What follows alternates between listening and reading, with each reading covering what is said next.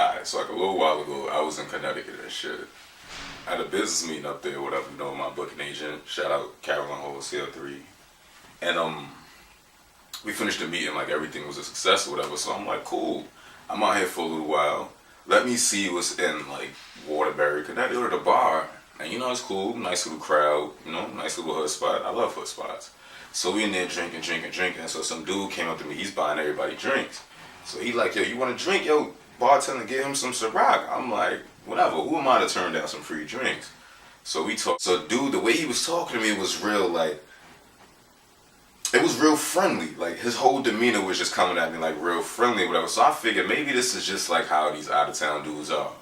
And then like he's showing me, like he's like, yeah, cause I got 3 cars, I got a Beamer, I got a Mercedes. You know, if we stand out, you know what I mean, I'll show you around. And then like, but the way he said it wasn't like, yeah, homie, we gonna go out and see some bitches. It was more like he was like the nigga was trying to bag me. Like that's what I felt. Like I felt like he was coming at me kind of crazy. So I'm gonna ask my peoples. I'm like, yo, what's good with this nigga? Like he's overly friendly, and like yo, nah, that dude, like he's gay, but he don't be disrespectful.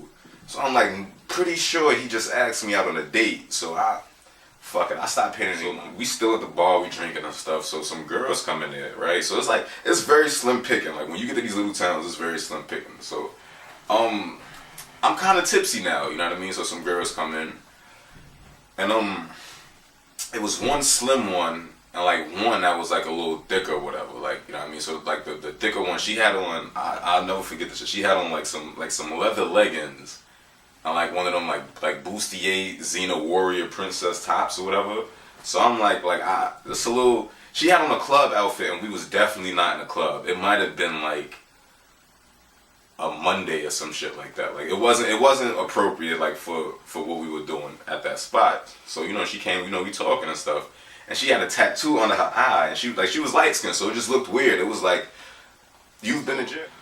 We about to get out the bar, and then I turn around, and homie, who like the gay non-disrespectful dude, he's watching me and Shorty leave.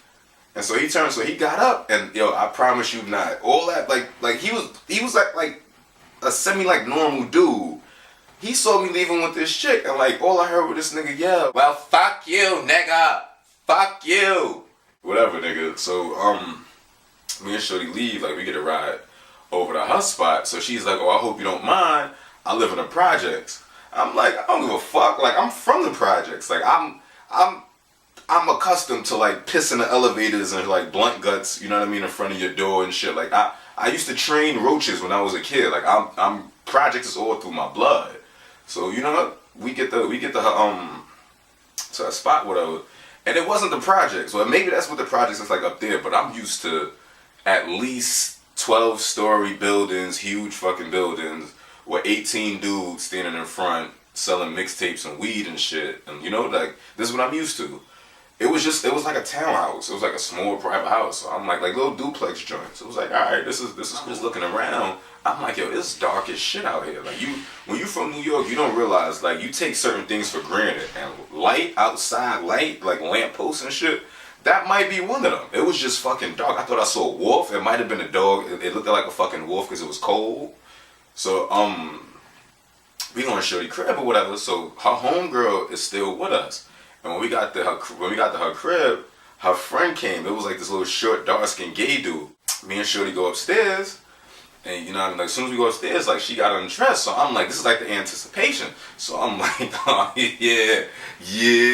yeah, fucking boy. Like nah, it was like she took her clothes off and shit, and that Xena warrior princess like thing she had on, that shit was holding in a lot of stuff, falling everywhere. It was like somebody rocked the shelf in the supermarket when she took it off. Like shit just started falling out. Like it wasn't. I felt tricked. You know what I mean? I felt like, you know what, she swindled me. So I'm like, all right, we can take our time now, because like when she took her leggings off, she had like these big ass like white granny panties on. So when you see the big white granny panties, the first thing in your mind is like, oh shit, she on her period. So I'm like, I'm not here.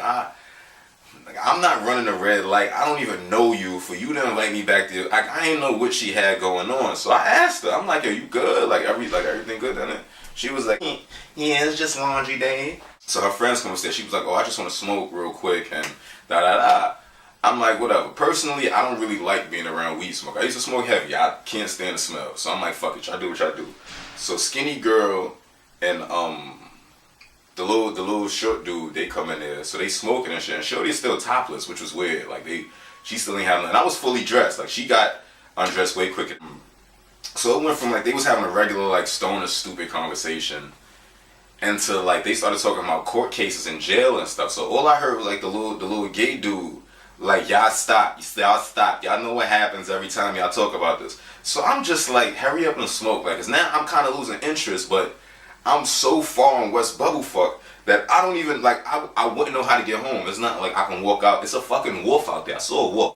They start arguing and shit, and like, Face Tat was telling Slim, was like, oh, cause you lucky I didn't bring your name up when I was in court, or you'd have got locked up too. And then Slim was like, but y'all bitches jumped my sister, and I had to do what I had to do. So now I'm sitting here like, what the fuck is going, like, what did I really just invite myself into? So now they start getting loud, and they stand up, and like, they just like yakking in each other's faces. So I'm looking at gay dude, like, yo, they serious? And he like, yeah, like, they serious.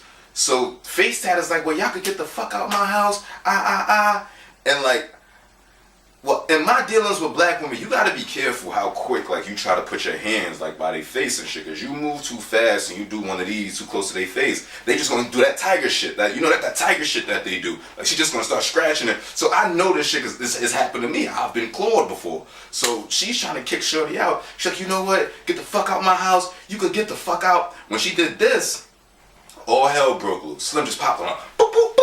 Just caught it with three quick rabbit punch. Boop, boop, jabbed her. So I'm like, oh shit. Because I don't be knowing how to hold in my excitement and stuff, like when I get surprised. So I'm like, oh shit. So she snuffed her. Boop, boop, boop. So I'm like, oh shit. So Face Tat, who's still topless and in her granny panties, she was like, oh shit. So she got back and grabbed her and did that shit that girls do when they grab their head and just start throwing like those, not, like they don't throw punches, they throw like this. So she said, so now they fucking fighting, like they legit fighting.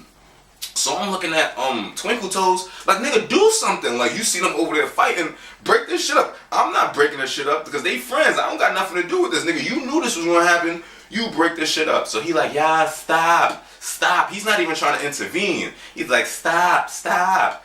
Usually, like, when you see two hood chicks fighting, the highlight of that is like, all right, well, the titty is gonna fall out. She was already topless when they was fighting, so that's like, that pretty much takes away like the fun in that. Like, there's no more like, all right, maybe a titty is gonna pop out kind of thing. So now, like, I step in the middle of the shit. So I separate them. You get the fuck off her. You know what I mean? Separate them and shit. So Slim, she goes and runs downstairs. Face Tat goes and runs in the bathroom. So she comes back up with a big ass butcher knife. Word to God, she had a big fucking butcher knife in her hand. So she comes up with the shit. So I'm like, what this bitch gonna do with this? But the shit was dull. So I'm like, she's gonna have to like do some push-ups or something before she tries to stab somebody, because that shit is dull. It's gonna fucking bounce off her. So she's standing there with the knife, and she's like, word, come out the bathroom. Face Tat opens the bathroom door, and like she throws an iron. The iron comes flying out. So that shit just missed me and like Twinkle Toes, and it hit the wall. So like the Slim bitch started getting hyped. Like, that's the shit I like. She doing like this shit, like knife tricks. She did some of this shit, like she knew tricks with this shit. So I'm fucking horrified now. So I'm like, boom, made that call my pops. I'm like, yo, I gotta get the fuck out of here. Like, you need to come get me. These bitches is in here wilding. He like, alright, boom, I hang the phone up. I go back out. Face Tat comes out the bathroom. Now she got like a green beer bottle. Like, it was probably, a private stock, like a 22 private stock. And all I'm thinking was like, why she got a beer bottle in her bathroom? But fuck it. She comes out with the beer bottle, and she's holding the beer bottle, and Shorty is holding the knife, and they like squared off. But I walked back into the hallway. I ended up in the middle of this shit. So they dancing, and they like this, but I'm moving, because I'm like, if one of you bitches stab me or hit me with a bottle, I'ma die and then come back and fuck both of y'all up. Like, that's what's gonna happen. I'm gonna resurrect myself and beat the shit out of both of y'all. That's what's gonna happen here. And I don't hit girls, but if you kill me, I can fight back. Face Tat throws the bottle. Boop, missed. Her aim was horrible. Slim jumps at her with the knife. Doom, like, so she's doing stab shit, but I'm kind of standing in front of her. So I'm doing this shit, boom, boom. So I grabbed the knife and threw the shit. Like, yo, bitch, you almost stabbed me. Like, so she like, I got something for you too. So she walked downstairs. I'm like, bitch, what you got for me? Like, don't threaten. It's just me and Face Tat. We just in there like she crying and shit. I can't believe that bitch tried to rock me. So she like, do I look fucked up? So then she looked at my face, her lip was busted and shit. She had like the little eye jammy shrammy under her shit. So I'm like, nah, you good, you rock that bitch. Like, nah, you good, you know what I mean? You beat that bitch, you did what you had to do. That's all you had to do, you did what you did. That's what you're trying to gas up or whatever, right? Now she was like, I'm so sorry, because you know you a guest, and then you had to see that, and I'm like, bitch, we a little past sorry, like I almost got stabbed or whatever. So she was like, you know what, like let me make it up to you. And then she was like, she was trying to get it popping. So I'm like, I really had to ask myself, exactly how dirty am I, like to kind of go along with this? Like, should I or like should I not? You know what I mean? Because like at the end of the day, I really should get something for my troubles, right? So she was like, let me get in the shower and then I'll be back, and then like we can do what we gotta do. And she turned around, and this bitch had a stab wound in her back. It was a little one though, like her back was bleeding. So when she turned around, I told her, I get like, when I get shocked, I'm not cool at being shocked. So when she turned around and I seen like the blood and the stab wound, I was like, oh shit! So she turned around, I was like, yeah man, oh shit, yeah, that's my motherfucking song. Oh yeah. I didn't know what to do or whatever. So my phone starts ringing, it's my pop. So he called me up. I leave shorty in the shower, I grab all my shit, jumped on her earbed, boom, got the fuck out of there. The moral of the story, if there is a moral, yo, is like, don't ever leave a bar with a chick with a face tag, because you pretty much asking for trouble. And like, that's the only thing I could take from there. Like, I have a phobia of like chicks with face tags.